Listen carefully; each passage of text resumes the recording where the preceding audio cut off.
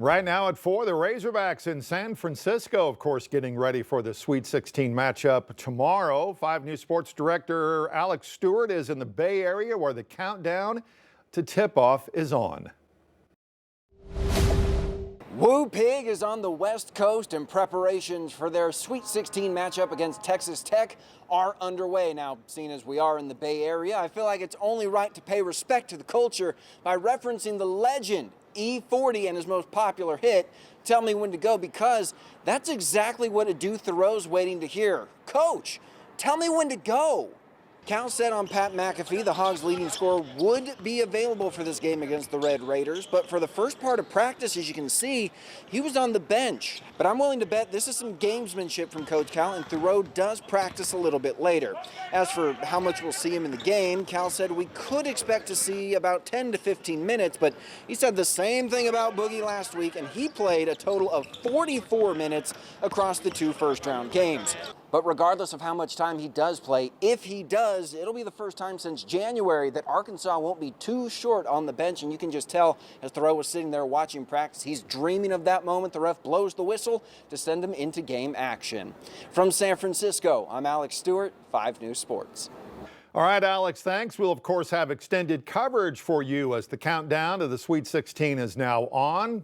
Alex will be bringing us all the action from San Francisco, as you've seen there. And tonight at 7, tune in on 5 Plus as the 5 News Sports team will get you ready for that game with a very special Razorback report. You can stream it on 5 Plus, download it to your smart TV, and watch it for free. How about this weather? Another nice day. Temperatures a little on the warm side out there. You might have that air conditioner running. Certainly need the windows down this evening if you're going to be heading out. Upper 70s in parts of northwest Arkansas. Got some low 70s in Bentonville and Huntsville. Meanwhile, most of the River Valley right now sitting in the low 80s out there. We're all going to be in the 80s come tomorrow. How about all that sunshine? Beautiful blue skies in northwest Arkansas as well as in the River Valley. Got a few clouds that are going to try to make their way into the area. You can see some of those moving in from the south. Overall, mostly clear evening expected. Those temperatures likely dropping into the low 60s by, let's say, around 10, 11 o'clock tonight. We'll eventually drop into the 50s overnight in northwest Arkansas, but that's as cold as it gets. And once we start to see those lows, we're going to turn things around quickly tomorrow afternoon. And we're all going to be warming up into the 80s. We'll have a little bit in the way of rain chances we're going to have to talk about, especially on Friday. Friday looks like we could have a little bit better odds of some scattered showers, and that's going to be followed by a weekend thunderstorm chance. The latest there here in just a few. All right, Scott, thanks. Well, today, Washington County prosecutors reacting to the county's first conviction of aggravated death by delivery of fentanyl. Christy Kaywood is sentenced to 39 years for aggravated death by delivery. Among other charges, she's convicted of selling the highly dangerous drug to 40-year-old Cody Fizel, who overdosed 2 years ago. Deputy Prosecuting Attorney Courtney Cassidy says she hopes it sends a message to those thinking of distributing this drug. These cases are being treated like the homicides that they are. They're being investigated like the homicides that they are, and no matter how many agencies that requires, I think everyone is of the same mindset that they're willing to put forth their best effort, put forth their best investigative techniques to determine who provided those drugs to the individual who died and to hold them responsible for it. In 2023, Governor Sarah Huckabee Sanders signed into law a bill that made aggravated death by delivery a felony in the state of Arkansas. The Trump administration continues to defend the president's national security advisor and other top administration officials for their role in adding a reporter to a group that discussed planned military strikes on an app signal. As Erica Brown reports, some in Congress say they want an investigation. The heads of the Senate Armed Services Committee are asking the White House for an inspector general investigation into use of the messaging app Signal for a group chat about a highly sensitive military operation. We are working and exchanging papers right now. The White House denies any classified information was discussed in the chat that inadvertently included The Atlantic's editor-in-chief. But Wednesday, the magazine published more excerpts showing detailed information about the strikes on Houthi rebels in Yemen, including launch times. What The Atlantic released today is confounding and extremely disturbing to any American who worries about our national security and our safety. Defense Secretary Pete Hegseth said nobody was texting war plans. There's no units, no locations, no routes, no flight paths, no sources, no methods, no classified information.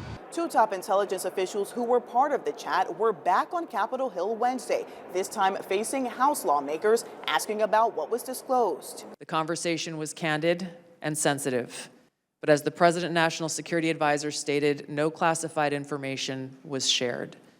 There were no sources, methods, locations, or war plans that were shared. Democrats are pushing back. I think they intentionally misled Congress into trying to believe that this was some casual conversation. This is a war plan, and American lives are at risk. Lawmakers are now seeking a classified briefing with White House officials about the leaks. Erica Brown, CBS News, Capitol Hill. Today marks 1 year since the tragic collapse of the Francis Scott Key Bridge in Baltimore, killing 6 construction workers. Maryland Governor Wes Moore joined Baltimore Mayor Brandon Scott and victims' relatives, laying 6 wreaths on the river, one for each person who died that day.